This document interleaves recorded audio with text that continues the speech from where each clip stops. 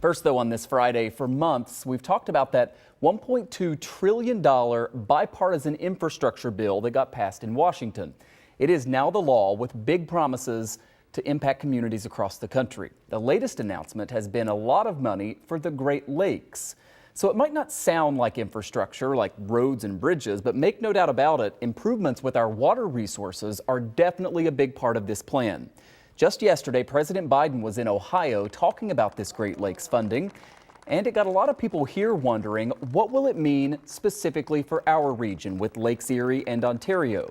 2 on your side's Kelly Dudzik has been looking into that today. So Kelly, a lot of money here. We're looking at, more than $3 billion total from a few different sources. How's it going to get spent? So Michael, a big chunk of that money will go right to the Great Lakes region and various cleanup efforts. So specifically here in Western New York, we're talking about 3 places: the Buffalo River, the Niagara River, and 18 Mile Creek. We don't have a breakdown of exactly how much money will go to each of those projects just yet, but we do know more than $3 billion will be invested in the Great Lakes over the next 5 years. $1 billion of that is newly announced, and that's funding from the Bipartisan Infrastructure Investment and Jobs Law. The rest is from the ongoing Great Lakes Restoration Initiative, and we heard more about how all of this money will be spent earlier today.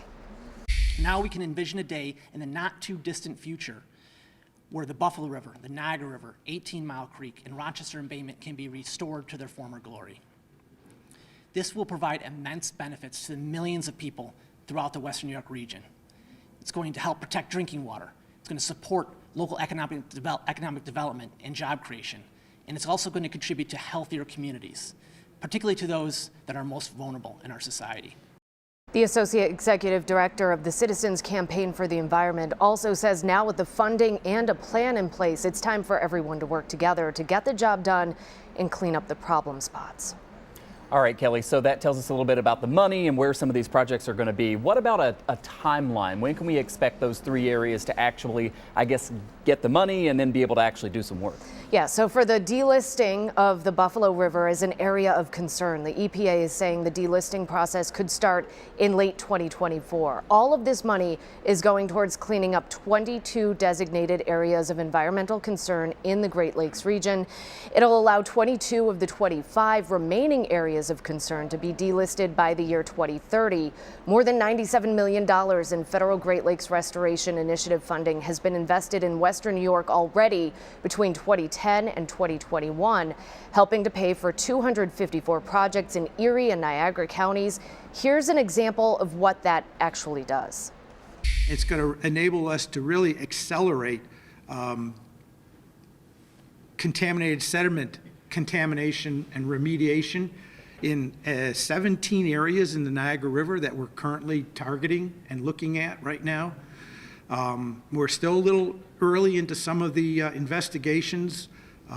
It's going to take probably another year or 2 years to really scope everything out, but we're working very closely with US EPA, the Army Corps of Engineers, trying to keep the waterkeeper very much in the loop as things evolve, and trying to make sure that we clean these waterways up to a level that will be acceptable to the overall Great Lakes community and the Western New York community.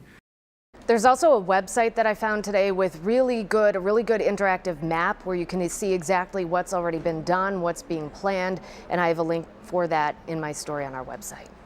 Finally, Kelly, before we go, so obviously cleaning up the Great Lakes is important, but I know elected officials who have been, touting all of this says it's also a major boost to the economy, right? Yeah, so Congressman Brian Higgins explained this, saying there's a great rate of return.